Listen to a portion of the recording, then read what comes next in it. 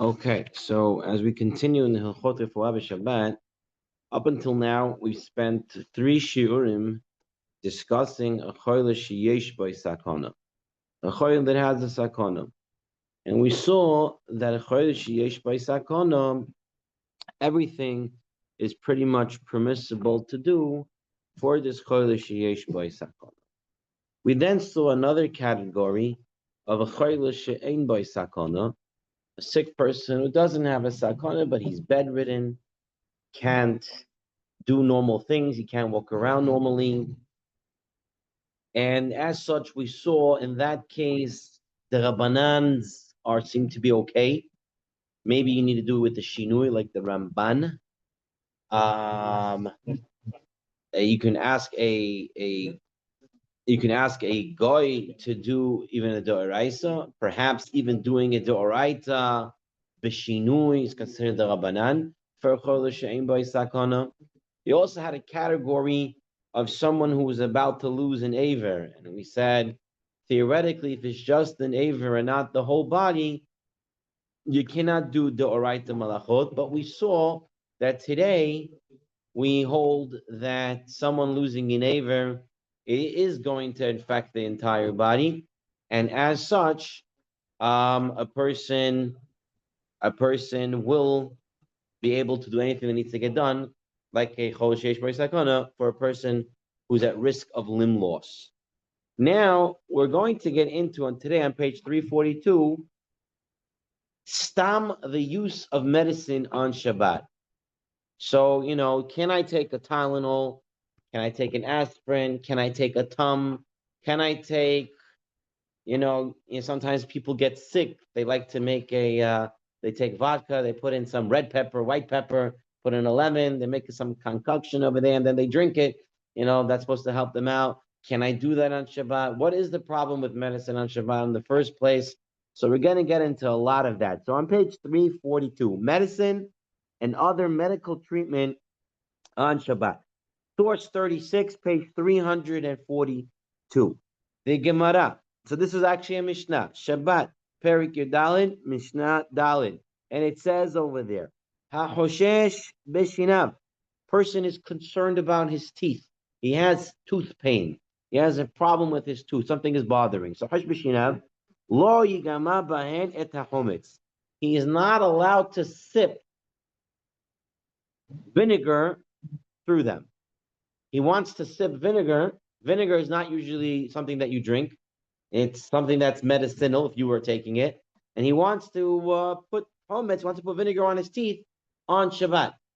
So the Gemara says here, the Mishnah says, Lo yigama ben et hachometz. He's not allowed to do that. HaChoshesh b'motnav, lo yasuk yayin v'chometz. Someone who's concerned about his loins may not smear wine and vinegar then because of medical treatment. What is the problem with taking medication, sipping vinegar, doing something medicinal? So let's take a look at the Gemara in Masechet Shabbat on Nun Gimel Amud Bet. The Gemara says, Toshma, come in here. Behema, she'ahazad dam. A behema that its blood is congested. Fever, it's hot, and the blood is not circulating correctly. The remedy would be to make the animal cold. All right. For whatever reason, we're assuming the blood is getting stuck because it's hot, and we want to cool down the animal. Let's say it's a fever, and you want to cool it down. So, you're not allowed to put this animal in water. Bishvil shatitztanin. We don't want to put the animal in the water for it to cool down. You're not allowed to do that. Adam shahazodam. But if a man who had got a fever, right, his blood is what's it called, hot, and you want to cool him down, ma'amidino tovamayim b'shvil sheyitztanen. You could put him into water for him to cool down. Amar Ula, what's the whole problem in the first place? What's the whole problem in the first place of medicine? So says Ula, gezerah mishum shechikat samemanin. We have a problem of grinding spices and other things, herbs, in order to make the medicine. Grinding on Shabbat is a d'oraita malacha. So if you're going to take medications, how do they make medications? Apparently, from my understanding, they made in Talmudical times fresh medications. You had different spices around the house. You had the mortar. You put in the spices. You grinded them up. You made the whole thing out of it, and then you took it. So you're not allowed to grind on Shabbat. So a person who wants to take a medicine, the whole problem is gezerah. He might come to grind up these spices and herbs. So ihachi, if this what? Talking about the animal. Why can't we do the animal? So we said Adam, you could. Adam shachazodam mamidino tobamayim b'shvil shitanen. So why can't you do medicine for the animal? So Ula says gezerah mishum shechikat samani. Okay, ihacham adam nami. If that's true, then the person also, I'm scared of I'm going to be grinding, right? I'm going to gezerah. Right, but any medicinal treatment. All medicinal treatment is going to be forbidden because of the gezerah of grinding medication, even though this medicinal treatment has nothing to do with grinding. It's a straight out blanket. All medicinal treatment, asur because of the gezerah, you're going to come. Because the main part is grinding, even though there are other therapies that are not. But why? Adam nira kemeker. Because a person who's going into the water just looks like he's cooling down. I don't know he's actually, if it looked like he's doing medicine, then that would be awesome. But since it just looks like he wants to, regular people also cool down in water. Anyone does. So in the end, the Gemara says animals also can. But just to get the point of the Gemara, the point of the source is that the gezerah of medicine, a medical treatment on Shabbat, why it's also is because of grinding spices and herbs on Shabbat. Okay, now, who are we talking about? Because we already saw a cholish yesh boisakon, you can do anything you need for him, including grinding spices and herbs, making medicine. We saw for a cholish yesh boisakon, you could do the rabbanans, including, you can even ask a guy to do all, even malachas their aser, their isa. So where are we talking about? So take a look in the Shulchan Aruch. Shulchan Aruch, page 344, source 38 in our books. The Shulchan Aruch here says, Mi sheyesh lo mihush ba'alma. Someone who just has a minor pain. His finger is hurting. He has a small headache. He has a little bit of a tummy problem. Okay? Small. Mi sheyesh lo mihush ba'alma. Behu mitchazek v'holech kibari. He can do everything normally. He's functioning pretty well. He has a little pain here, he has a little pain there. Fine. But he is functioning. So what about him? Asur la'asot lo shum refuah. You're not allowed to do from him any medicine at all, any medical treatments. Va'afilu al yedei eno Yehudi. Even through a guy, you cannot do it. Gizera mishum shehikat samanim, because we're worried of a gezerah that he's going to come and grind the ingredients needed for medication. So this issur of medical treatment, this gezerah of maybe grinding these spices and herbs, is about a person who has michush ba'al. He's somebody who has a little bit of pain. But he's saying also he's getting better. Where do you say he's getting better? It says. No, not that he's getting better. No, that's the definition. That's part of the definition. The part of the definition of a michush be'alma, so he's mitchazek veholech kibari. He's able to walk. He's able to walk and he functions normally. Yeah, that's the definition. Not that he's getting better. Mitchazek usually is getting better. Usually.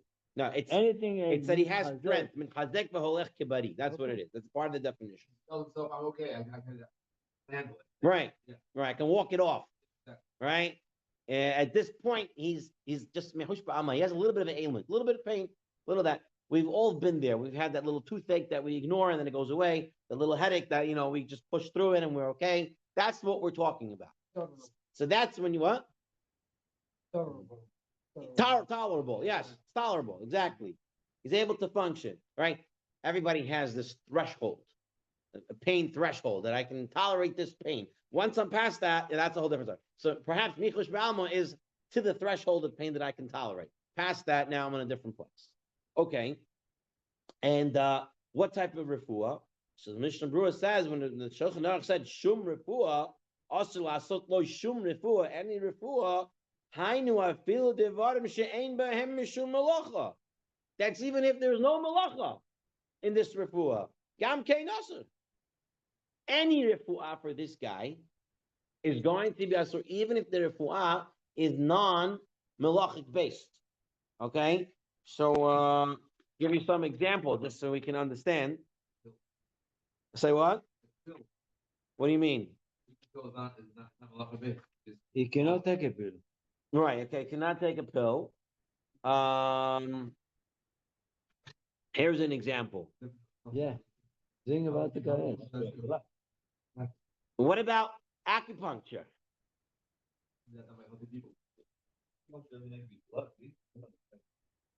I don't know. Actually, my mother said I should try it recently. It's melacha. What's the malacha? It's this person. What's the malacha? What I tell you what's the melacha? He's getting salary for it. What was the melacha? No job. What the malacha? The guy puts needles in his skin. What's the melacha? Somebody is fixing your. What about your what foot. about What's the melacha? if this type of pain, if he exercises it out? There's no refu, there's no malacha here. Mishnah Berurah says, no, this type of guy, the varm she'ein behem mishum malacha, gam kein aser. You're not allowed to do them.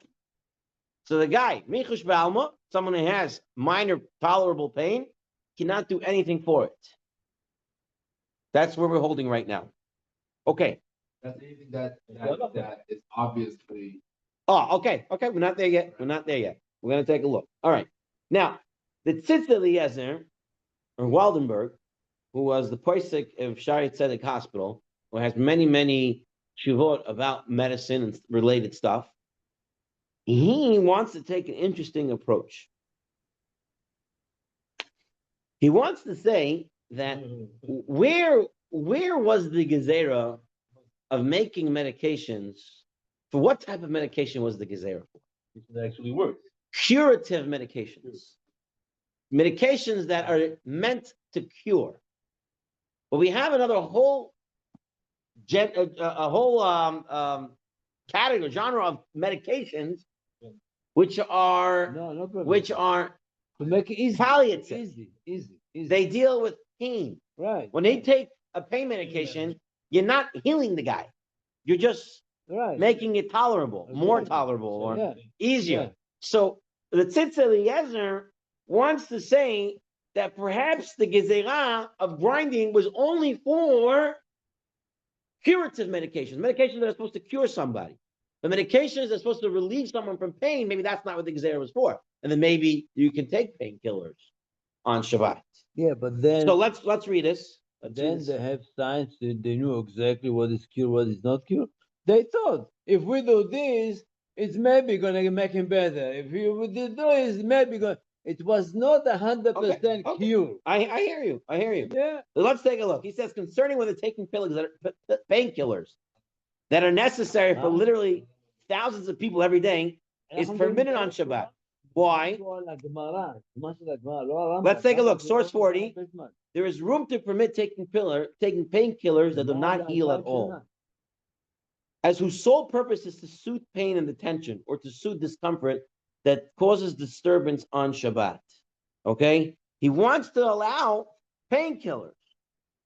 However, most poskim do not make such a distinction. They don't want to make this distinction of painkillers, like Rabbi Chaim was saying. Come on, everything they were doing, we're just doing. They didn't painkillers versus curative. Okay. The Orchot Shabbat says it beferish. If a person suffers from discomfort or minor illness, taking medicine on Shabbat in order to ease the discomfort or to heal the illness is prohibited. You're not allowed to. Yes. I'm in it. Now, take a look at the Hazon Ovadia. Take a look at Hazon Ovadia. Yesh matirin litol aspirin, or what's this other one? Acamol? Okay. Acetaminophen, Tylenol. Okay, aspirin or Tylenol. Even all he has is mechush. All he has is a little bit of pain. V'yesh l'smoch alehem lahakel b'mitzdar harbeh. the person has, so he's at the threshold. He's at a lot of pain, but it's still threshold, still mechush.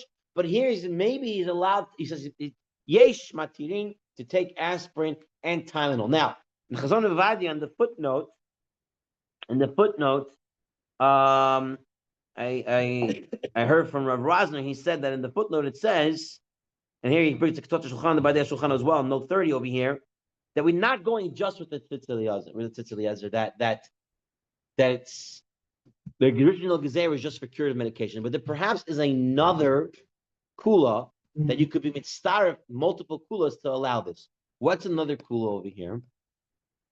Today, if you want some medication, right? You tell Tzion you have to take some medicine. Yeah, you don't have to. If you're going into his house, he's taking out his mortar and he's like, boom, boom, boom, he's making medication, he's putting it in, He he's taking open it. his cabinet. No, and that's where are the medications being made?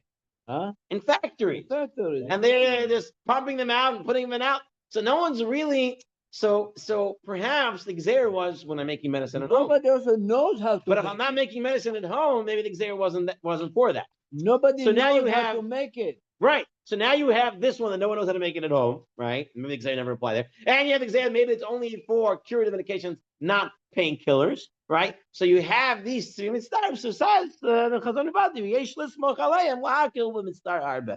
So let's take this.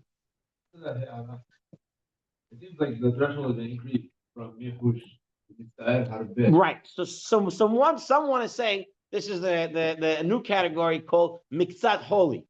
All right. So he's somewhat sick.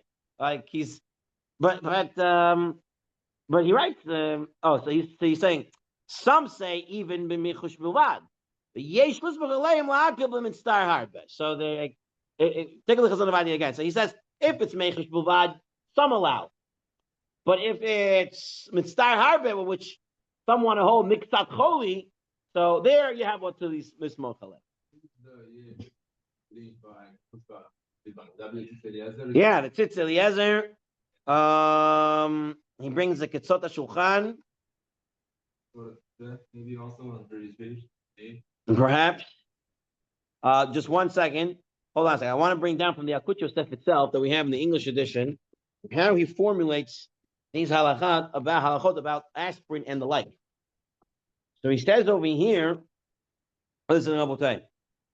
He says, all right, here we go.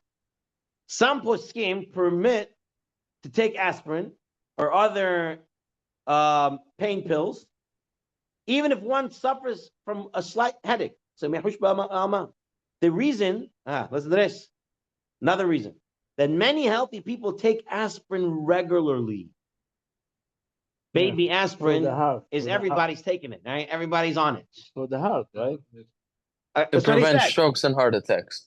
Okay, so a lot of people are taking it, and for other benefits.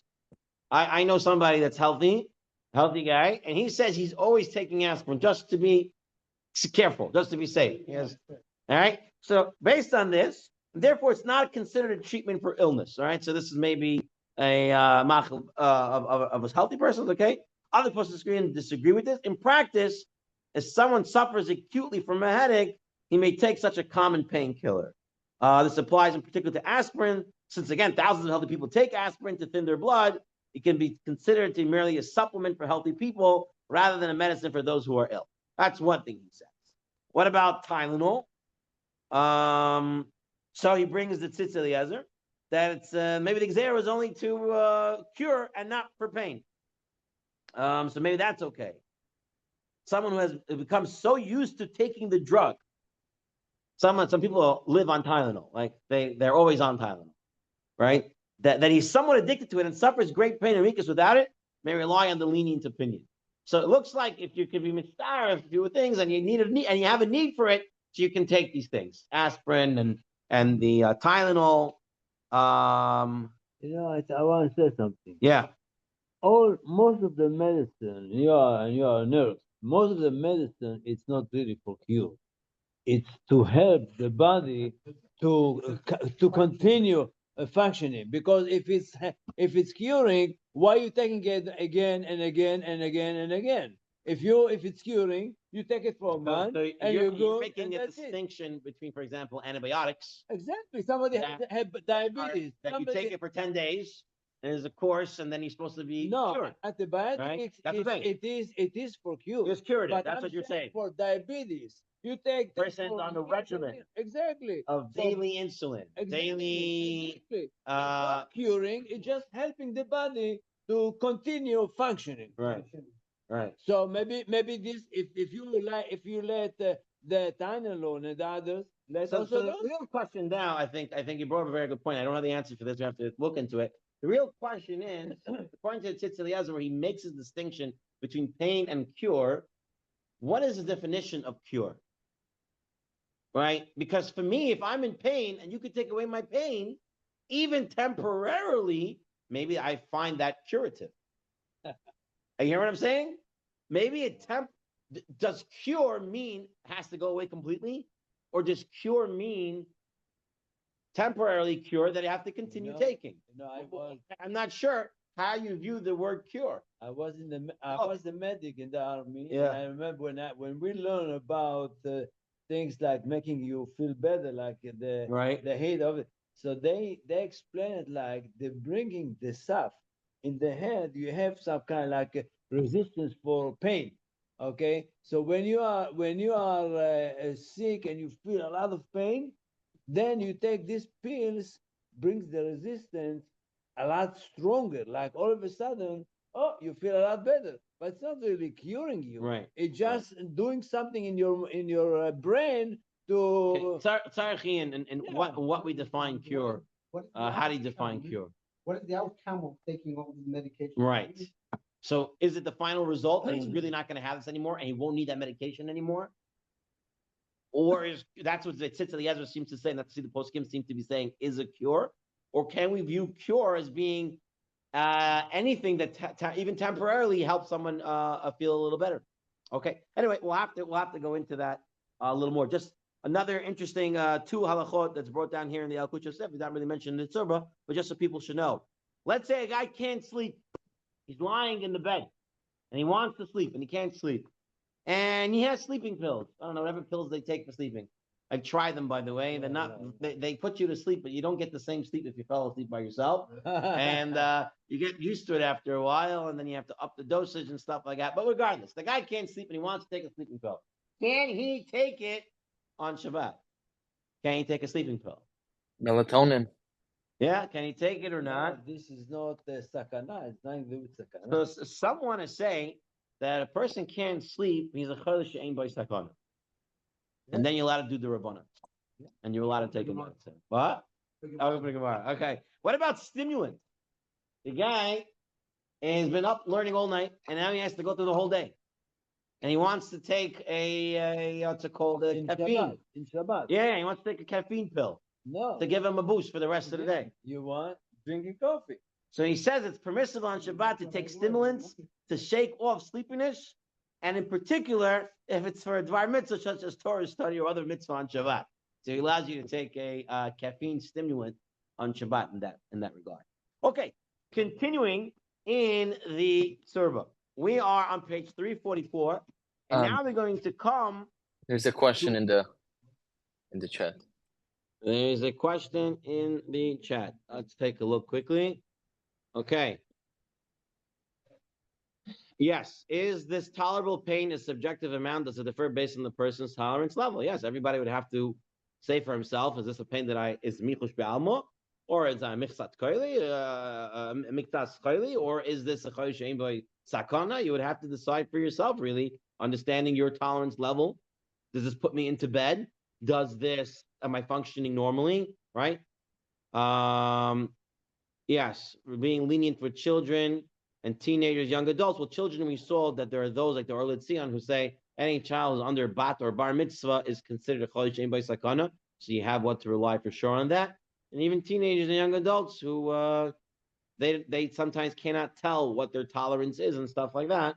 Perhaps one can be more lenient when it comes with them. Okay, that deals with the chat. Let's continue in the halacha shir. Here we are, page 344. Regular food that a person wants to take, perhaps, to help him out, medicine-wise, make him feel a little better. Okay, let's take a look. Kol ha'oichalin, oichel adam l'refuah, says the Mishnah in Masechet Shabbat. All types of food that healthy people eat may be eaten even for medicinal purposes. Right. Okay? So as long as healthy people would eat this is the kind of food. the chol hamashkin shaita and all types of drinks that regular people would drink, a person can drink even if he's doing it for the kavanah to feel better. That was the example I gave you. Vodka, Right, with the vodka, with the pepper inside and a little bit lemon, and people take it and they make a whole thing and they drink it and it's going to get them better. So that would be okay.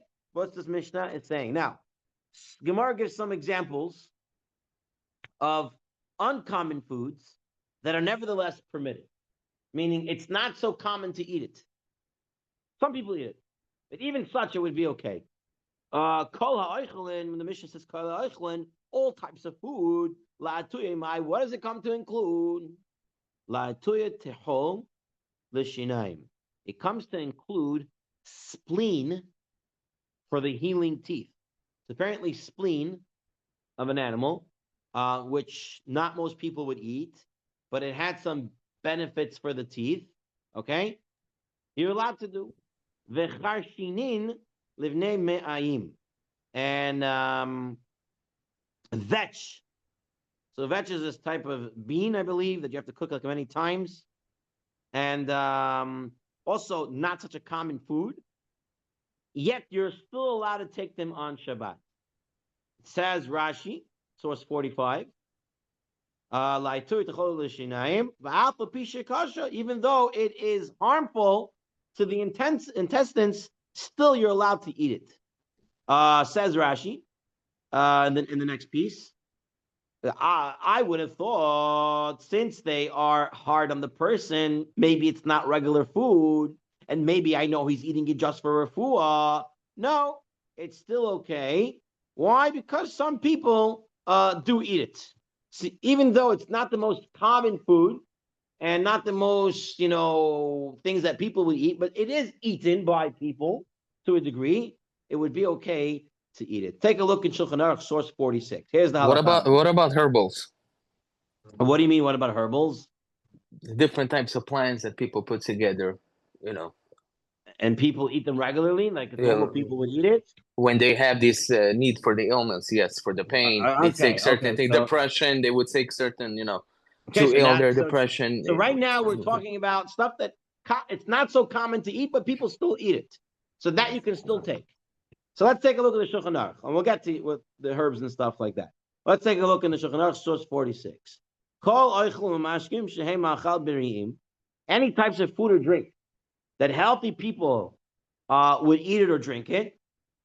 And you're allowed to eat it and drink it.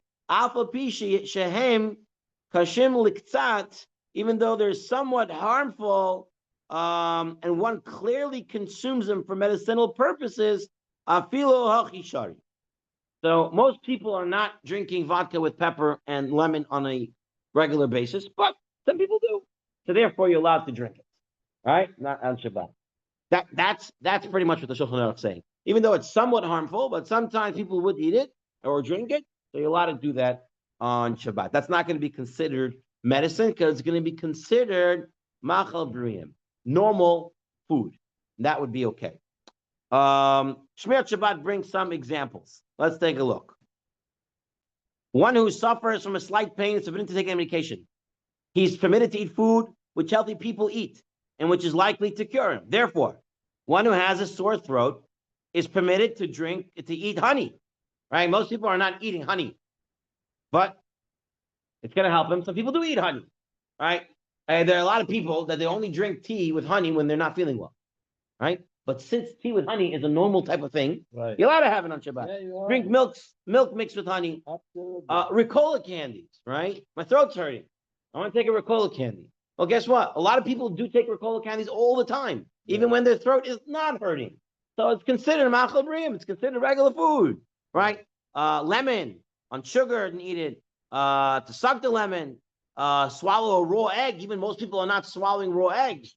But this guy needs it. Their throat is a little hurting, but some people do. Hazanim, the cantors, they sometimes take raw eggs. It helps them with the voice. So you want to take it if a person wants to on Shabbat because he has some issue. Garlic. One who has Garlic also. Okay, Some yeah, people garlic do. also. It's something that people do eat. Some regular people do eat it. One who has a slight toothache should not take a pill to ease the pain, but he's permitted to drink a strong drink that healthy people usually drink, such as brandy or whiskey, and he wishes for the alcohol to numb the tooth or to make it less painful, right? You're swishing it with the alcohol, but he's drinking whiskey, he's drinking brandy. That's normal to drink. So therefore, he's allowed to do it, even if he's doing it on purpose. But you cannot swish and swallow it, like, make it in the mouth a long time. You have to drink it normally, as the way it's normally drank. Right. All right. Not rinse your mouth with it and spit it out. Right. Take care to swallow it immediately, as healthy people were doing it. Because then it looks like for medicinal purposes. So you want to use these things regularly as the regular usage, and not make it stand out that I'm doing it for medicine. Here are some examples that he brings in the laws of Shabbat. Here are some more examples of this idea. Here we go. Applying cold water to his face to make him feel better. Someone has a headache. Cold water sometimes helps.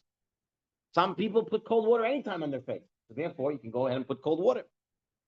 You can drink tea, I told you about. Even though you don't only drink tea only when you're not feeling, you can drink it. It's normal to drink tea. Candy, sucking on candies that regular people always drink or always suck on. Coffee or soda for a dose of caffeine, no problem. A sniff smelling tobacco on Shabbat. A light massage. Basking in the sun. Sipping a whiskey normally. Listen to this one. One who has a stuffed nose and finds it difficult to breathe may sniff Vicks, the non-medicated Vicks. Some people say there's no such thing as that, but let's say there was, or other such strong-smelling items in order to open up one's nasal passage. Okay? It's normal to smell some sharp things. Ammonia, right? I think that's one of the things that people smell. It kind of wakes up people. Ammonium salts. So on Yom Kippur, some places have it, and they put it with the besamim, and they put inside the ammonium salt. The person can smell that on Shabbat because it's normal. To a degree, people smell these type of things. So it would be okay to use that. A heated pillow or blanket. Eating, for example, cucumbers to help with heartburn, right? Cucumbers are normal things to eat. Okay, putting on talcum powder, baby powder. Okay, these type of things are all normal things, even though you're doing it for a medicinal reason, but you're doing it regularly, the way it's regularly done, so it would be permissible. Okay, now comes the next topic. The next topic is, and everybody knows this one, like, did you start your medicine before Shabbat? Right? If you start your medicine before Shabbat, apparently you can continue it on Shabbat. Let's actually look in the Gemara, and we're holding in source 48. Okay, source 48 says as follows. Rav Acha bar Yosef chash beukra deliba. Rav Acha bar Yosef suffered from heaviness of heart. De Mar Ukva. He came before Mar Ukva. Amarle, so Mar Ukva was giving him advice now. Said to him, Zil, shetet telata tikle chiltata bitlata yome. Go drink 3 gold dinners worth of weight of this asphatida potion over the course of 3 days. Azal ishte hamsha b'Shabbat u'ma'ale Shabbat. He drank on Thursday and he drank on Friday. He has to do it for 3 days. The third day is going to be Shabbat. Litzafa azal sha'al be'midrasha. The following day, he went and he asked in the be'midrash, can I drink this on Shabbat? I started on Thursday. Can I drink it on Shabbat? So Amrule, they said to him, Tan devei Rav Ada, v'Amrule Tan devei Mar Bar Rav Ada, Shoyte Adam Kav Kabayim ve'enu Hoshesh. One may drink a kav or 2 kavs of this asafatida potion and not be concerned. You're allowed to drink it. Amrule, he said, L'shtot lo k'mebayli. To drink, I know is not a problem. I'm allowed to drink it. I know. But apparently you're allowed to take the medicine on Shabbat. Ki k'mebayli l'shrot mai. I was coming to ask you if I can't soak it, you have to take this asafoetida, whatever this is, a spice, whatever it is, and you have to soak it. You have to make a liquid from it. So can I do that on Shabbat? So skip a few lines in the Gemara and continues in the Tzurba on page 347. Even according to the one who says you're not allowed to soak asafoetida in cold water. Hani mili heicha deloy ishtri kilal. That's only if he didn't start drinking it yet. But since he already started it on Thursday and he had it on Friday, if he doesn't drink it now on Shabbat, it's just gonna get worse. Meaning the regimen is 3 days. The whole point is 3 days. If you're not gonna do it 3 in a row, you didn't do anything. Therefore, you're allowed to even soak it on Shabbat. Right? So the regimen. All right. So Rashi says on the bottom that normal people drink it. That's the reason it's permitted. Okay. In the note on the bottom. Right. So the notes, Rashi and the Rambam. I didn't want to get into there, but anyone who wants it can take a look at note 34, note 35, for a little bit more of arichas there. Shkaya pointing it out. Now, so it seems to be from this Gemara that if I started medication before Shabbat, I can continue it on Shabbat. Now, it seems from the words of the Gemara, where it's Eloi Shati b'Shabbat, mistaken. If I don't drink it on Shabbat, it's going to be endangering. So what happens if it's not going to endanger? Meaning, is the Gemara meaning as long as I start for Shabbat, I can continue no matter what? Let's say if I skip one day, nothing happens. All right, I missed the dose. Nothing's gonna happen. Just get. So is that not the Gemara not talking about? The Gemara says the only reason why you're allowed to drink it, is mistaken. It's going to be a danger. In this case, not going to be. So let's take a look. Shmirat Shabbat Kilchatak quotes from Shlomo Zalman Auerbach, who says where the discontinuation of the medication would lead to a serious illness. It's mistaken. All right? That it refers to a situation where one becomes ill if he stops it. Therefore, he won't continue it. So if it's not going to cause him to get sick worse, so he missed one dose. So maybe according to Shlomo Zalman, you'll have to wait and you can't do it on Shabbat. So what's the halacha? Moshe Feinstein rules strictly and says that if it's a mild ailment and it's not the end of the world and he's not being endangered, it's not going to take away from the regimen. He missed one little dose, right? Then he'll have to wait until after Shabbat. So Rav Moshe Paskins, here he rings the response in the Igrit Moshe. Rav Shlomo Zalman Auerbach, who gave this idea, says a more lenient position. Who says if it must be taken for at least a week, it's permitted to take it on Shabbat, and there's no alternative treatment, right? If it has to be within a week or has to be consecutive, right? Then that's the treatment. That's the treatment. It's allowed to take, right? Even if the regimen lasts less than a week. Okay. So you have what to be making over here. You have Shlomo Zalman. It seems to say if it's going to be a continuation, you can take it. And Moshe is strict here. Now they bring a Rav Shlomo Kluger. Rav Shlomo Kluger, Rav Kluger wrote many Sfarim. He has a Sefer Sefrei HaHaim. He wants to say another Hidush. Rav Shlomo Kluger wants to say another Hidush. This is Hidush. He says, what was the whole Gezerah about medicine? Why can't I have medicine on Shabbat? Because I'm going to come to grind the spices and the herbs. Says Rav Shlomo Kluger, what happens if the medicine doesn't just have to be grinded, it also has to be cooked. Hold on. Also has to be cooked. How come the Chachamim didn't make a gezerah mishum bishul? I have to come to cook the medicine. So he seems to say that people might forget when it comes to medicine, they might grind. You know, grinding is grinding. Whatever. What am I really doing? I'm just smashing something, right? Whereas bishul, cooking, everybody knows cooking is also on Shabbat, and no one's going to make that mistake. So there's no gizera when it's related to bishul. So if you have a cooked medication, the cooked medication, the gizera is not there. Because the gizera is only because of grinding. Here it's a cooked medication, so there's no gizera on it. So therefore, he wants to use it in the tziruf. He wants to say, so we have cooked medications, because today, when they make medicines, everything is a chemical reaction. There's heat somewhere involved, an enzyme, catalyst of some sort. Once upon a time, they did cook it. So he's saying because of this cooking, there's no gizera of grinding here because it's cooking now. So look what he writes in that bold paragraph on page 348. The kvar, so the alkopal nera, the hitzar of tarvayu, when you have the syrup of both, the kvar hitchil miboid yom la soter fuato, the gam bishloi miboid yom, the derech bishel hu muter ab Shabbat. He wants to use this syrup and saying that if I started before Shabbat and I have its medications are cooked, right? It's not anymore the old grinded, fresh, raw spices that you're taking. So Shlomo Kluger would want to allow it.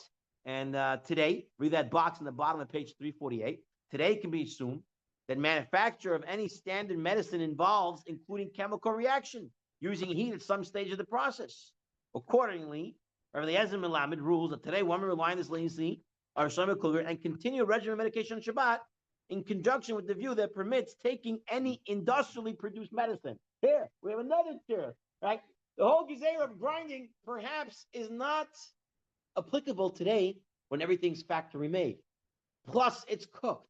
So you have this one now, another tier. Plus, you started it beforehand. So you have all these reasons to combine them, and therefore you're allowed to take any medicine, even if it's not mistaken if I stop on Shabbat, as long as I started it beforehand. Okay, take a look at the Yalkut Yosef and source 53, and he says if one started taking pills before Shabbat, continuing to take them on Shabbat as well is permitted. Whenever stopping to take them will cause great distress. Certainly, if one is taking antibiotics, such as there's a concern that stopping to take them on Shabbat will cause one damage. Okay, so here he's somewhat with the mistaken. Okay, or Mordechai Eliyahu in Kol Eliyahu says, what happened if I went to the doctor on Friday? The doctor prescribed antibiotics. The pharmacist only brought the medication right before Shabbat, and I only got it now a chance to open it on Shabbat. So I didn't take it before Shabbat yet.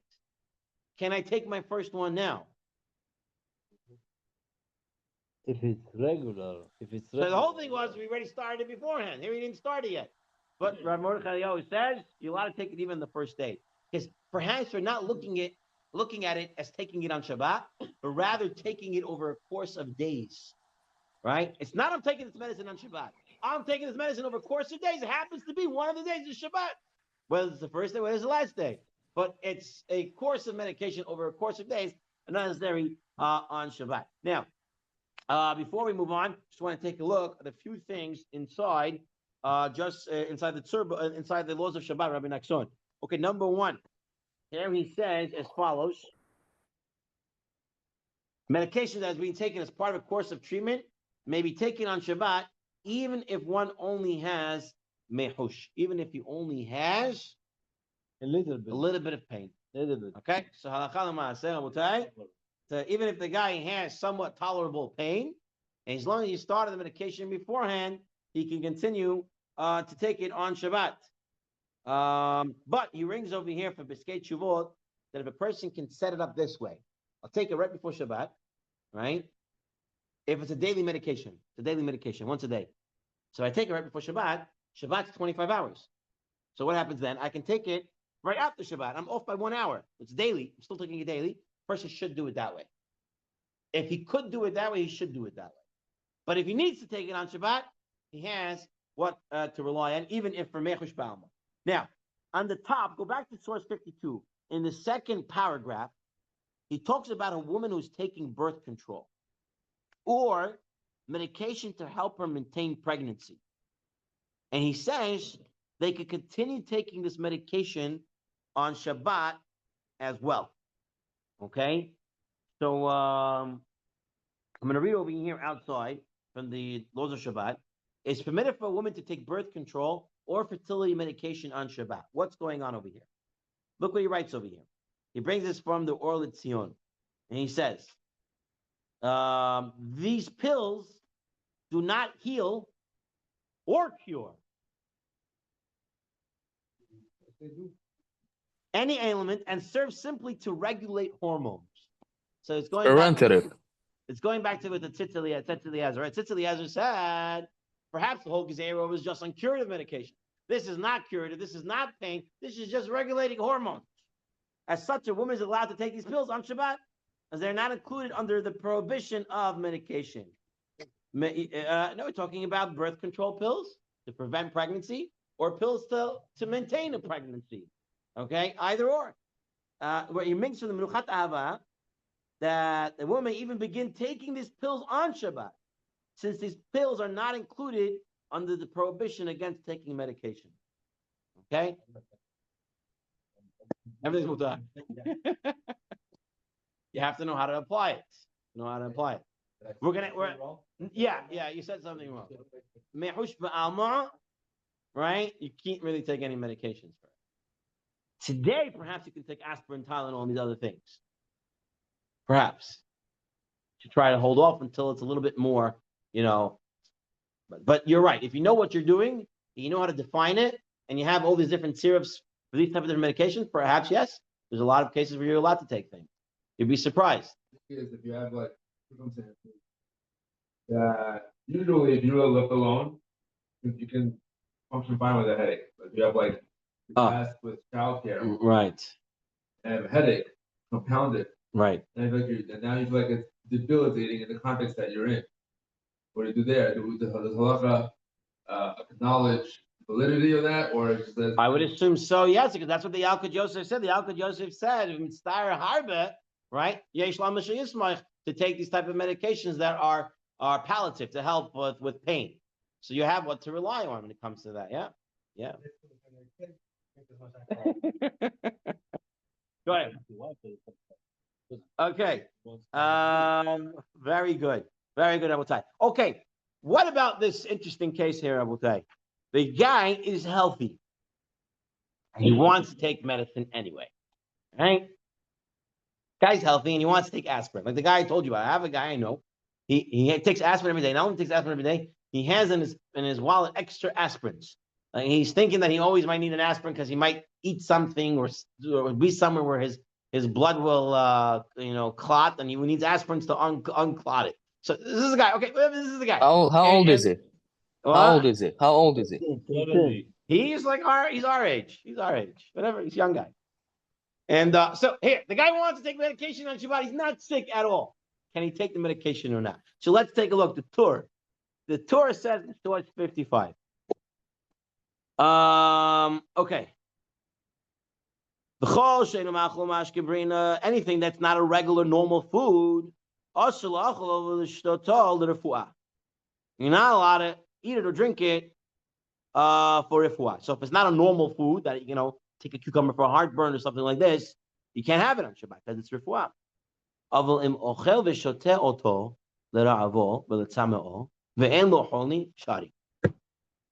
The guy has nothing else to eat but aspirin, so he eats aspirin. Okay, or he has nothing else to eat but this medicinal food, whatever it is. Okay, he's hungry or he's thirsty and he wants to drink this. What do you have here? The cough syrup. He's thirsty. He drinks cough syrup. Okay, sorry, it's permissible. The guy's healthy. He's not sick.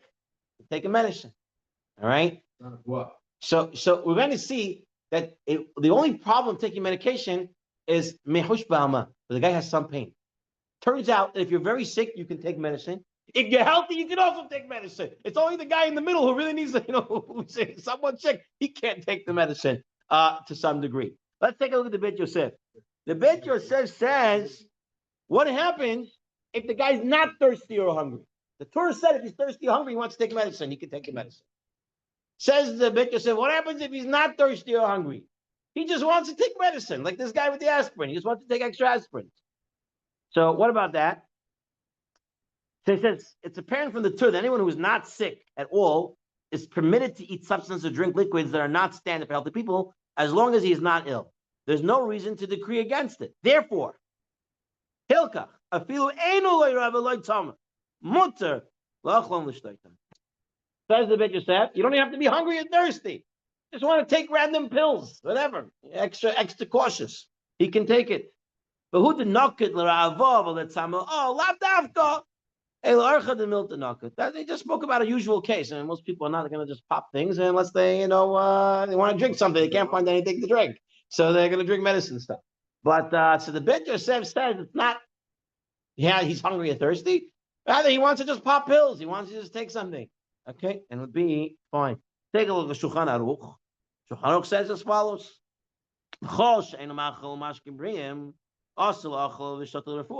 ודווקא מי שיש לי מיחוש בעלמא, והוא מתחזק בהלך כברי. אבל אם לא, אין לו שום מיחוש, מותר.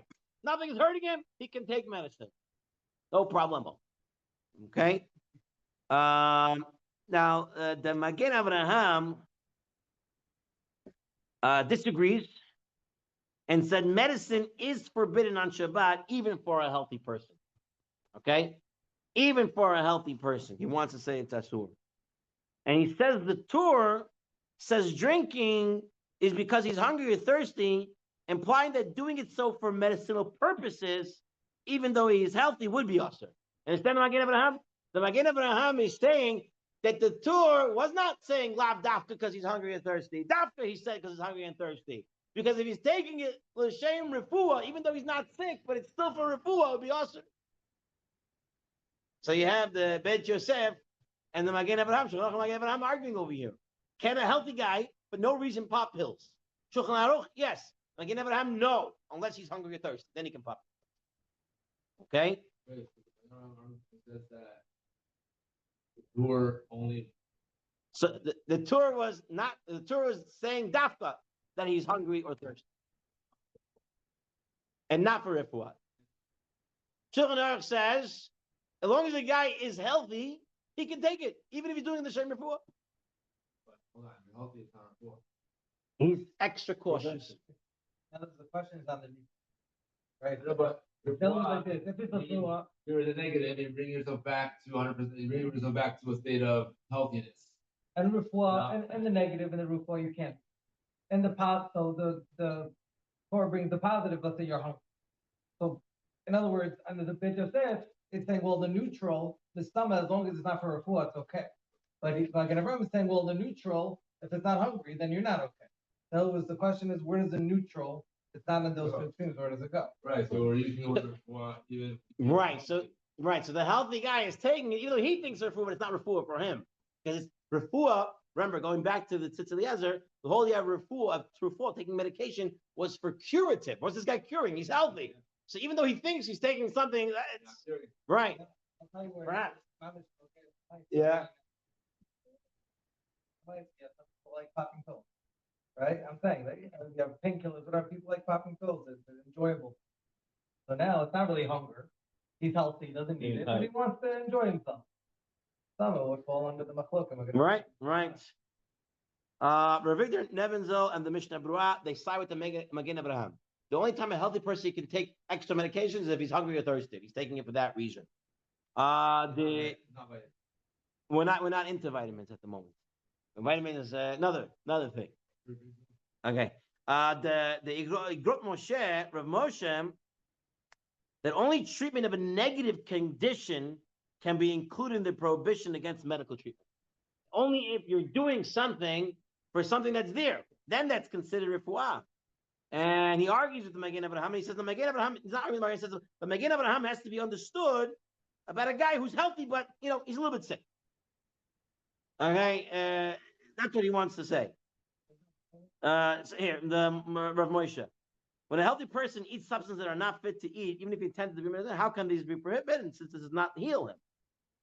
Although these substances heal the sick, therefore one must explain the Magen Avraham only speaks of a healthy person who is weak in his constitution and wants to become stronger. So the Magen Avraham said you cannot take the pills unless you're hungry or thirsty. You know why? Because this guy is healthy, but he's weak. So he wants to take it to give him a boost. So therefore it is refuah, because it is coming to help something. That's right.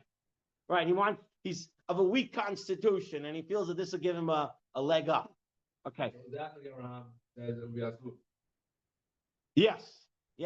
And, But straight up, the guy just wants to take it for no reason. Magen Avraham would say it's okay according to Moshe. And how open this for would say that's what's up. Yeah, 100%. Yeah, Because you're not healing yourself. exactly. Yeah. Okay.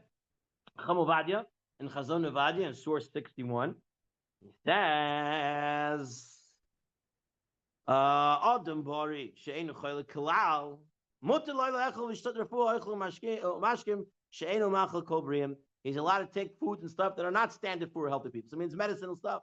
As the sages only decreed about the grinding of the ingredients for one who has an ailment. But for a healthy person, of a levari, mutter. If he's healthy, he's mutter. Therefore, even one whose throat is clear and has no soreness in his throat is permitted to swallow a raw egg in order that his voice should be more lucid, even though for most people a raw egg is not fit to eat. Similarly, a healthy person may take vitamin tablets in order to strengthen his constitution and his health. Vitamin right, his health. So against, right. He's going. Rabbi Vajja says a purist with the Shulchan Aruch, right? The Shulchan Aruch says it's okay, right? Take it for any reason, as long as the guy is healthy, because it's not considered curative. It would be okay to take. Okay. So it goes again. The Mishnah Berurah, the Magen Abraham's understanding, the Mishnah Berurah's understanding, the Magen Abraham. Yeah. So you have Chamuvadia going with the pure understanding of the Shulchan Aruch and the Beit Yosef. Okay. Let's take a look outside for a moment over here in the laws of Shabbat. And he writes over here. All right, this is going into vitamins. I don't want to get into that. 1 second. Or this one also about vitamins. This was, it was a preventative. Oh, wait, self-in. Okay. Right. So it turns out, so when it comes to vitamins is not, vitamins is a question. Some poskim say no, some poskim say yes. But, right. So according to the Shulchan Aruch, you can take vitamins. Vitamins will not be a problem because you're a healthy person who's taking vitamins. It's the entire person to eat food or drink beverages that are made especially for medicine or to take pills and the like. If one is not sick and simply wishes to strengthen his body and maintain good health. But the same token, it's permissible to take on Shabbat, to take medications that have no healing effect, yet regulate certain functions of the body, like we saw about the hormones for the woman, right? Those would be okay. Other type of things, spraying on insect repellent or sunscreen, right? Those are preventative. Taking Tums before the heartburn is not a problem. I'm healthy. I can take medication beforehand. All right? Taking it beforehand. Right. No, not a problem. What? During, it depends. This is Michush B'alma. Is it just regular pain? So then you can take it. Once it becomes mixat choli, right, and it's coming to a chol she'ein bo sakana, then you could take it again. So it's that little space in between of being healthy versus being very sick that you would not be able to take it. Applying an ice pack to prevent swelling, removing a splinter, using deodorant or mouthwash, these are all preventative. Using a raw egg in order to soothe one's vocal cord and stuff like that, preventative stuff would be okay. Okay.